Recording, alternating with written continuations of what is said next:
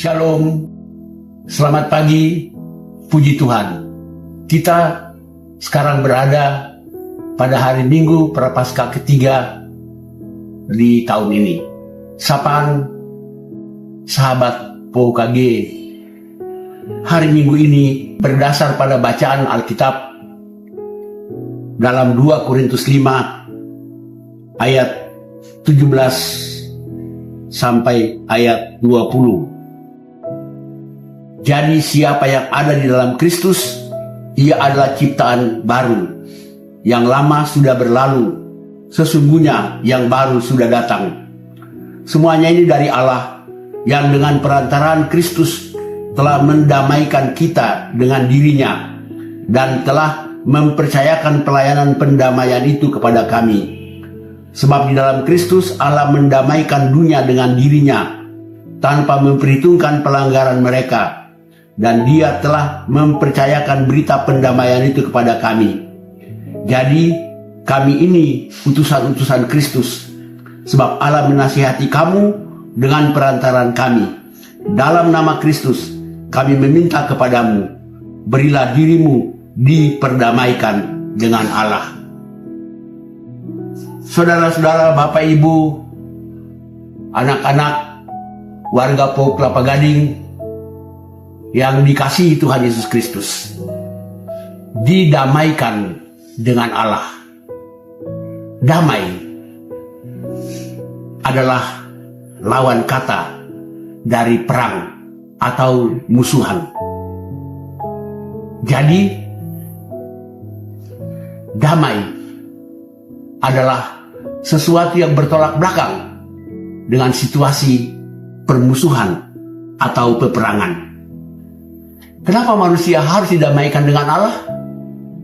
Karena manusia berada dalam permusuhan dengan Allah. Manusia menjadi setru Allah karena manusia jatuh ke dalam dosa.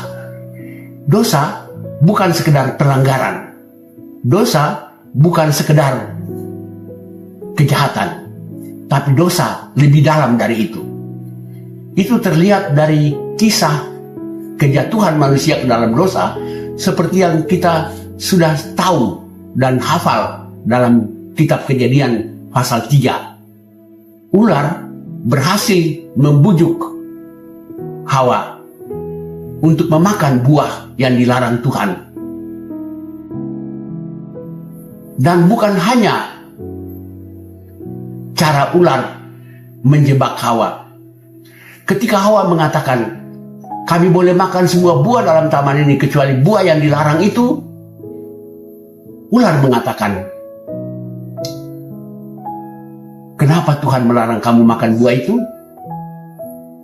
Sebab Tuhan tahu, kalau kamu makan buah itu, kamu menjadi sama dengan Tuhan. Perhatikan, menjadi sama dengan Tuhan, tahu tentang yang baik dan yang jahat. Dengan kata lain, ular atau iblis merangsang Hawa. Timbul keinginan.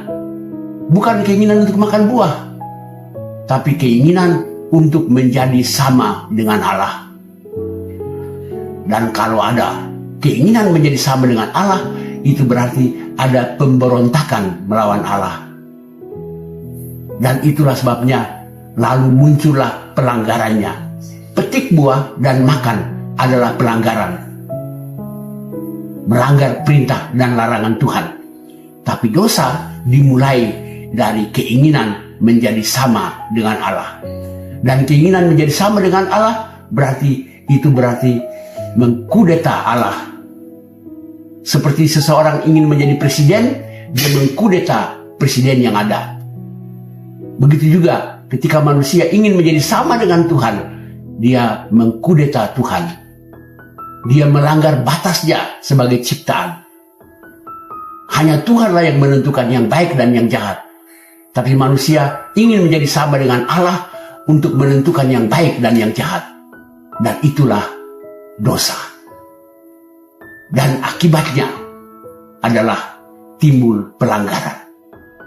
Jadi sekali lagi, hakikat dosa ialah pemberontakan melawan Allah.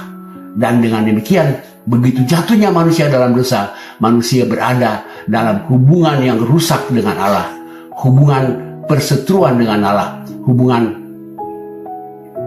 permusuhan dengan Allah. Tapi Allah tidak membiarkannya. Allah mengasihinya dan Allah mau menyelamatkannya. Dan penyelamatan itu Allah wujudkan dalam Kristus. Menurut bacaan kita tadi, Allah menyelamatkan, memperdamaikan manusia dengan dirinya dalam Kristus. Oleh kurban Kristus di salib, kita didamaikan dengan Allah.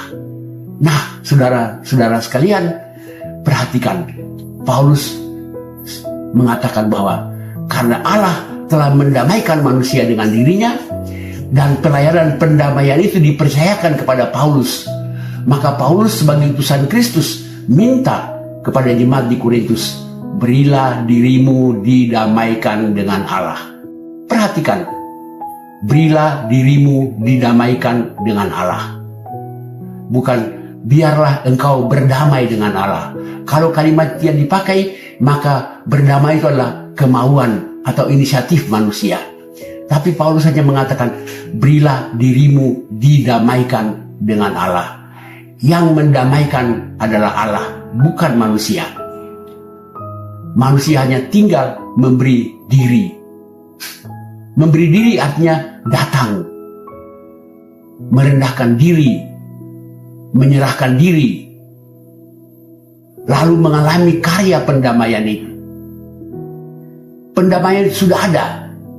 Ketika Kristus mati dan bangkit, pendamaian itu sudah tersedia.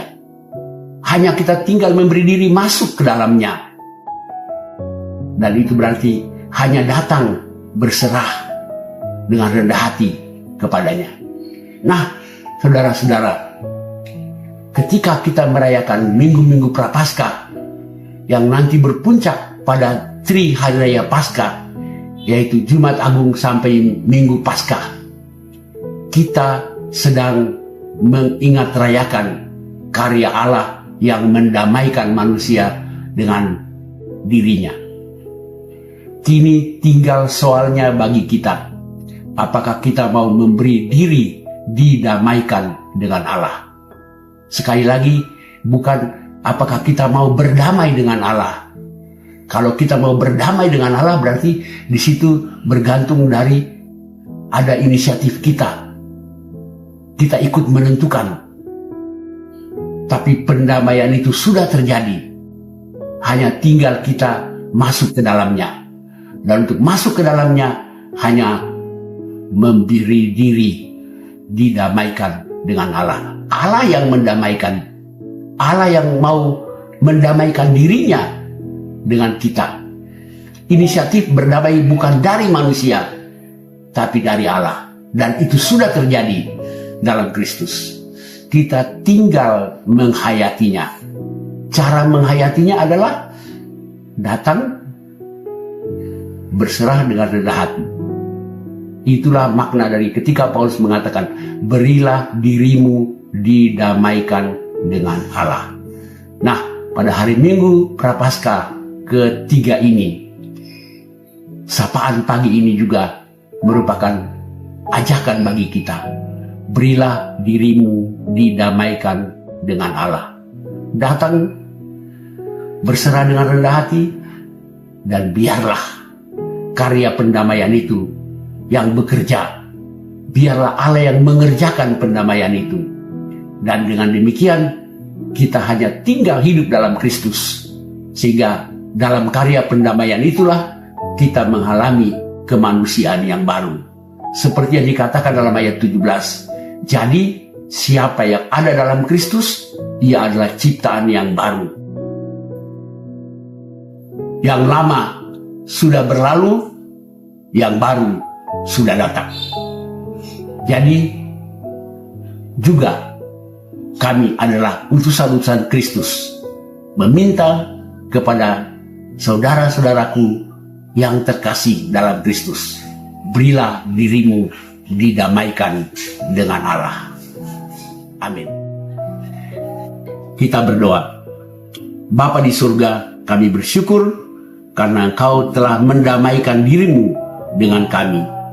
Kami bersyukur karena karya-karya pendamaian itu boleh kami masuki dengan memberi diri untuk didamaikan.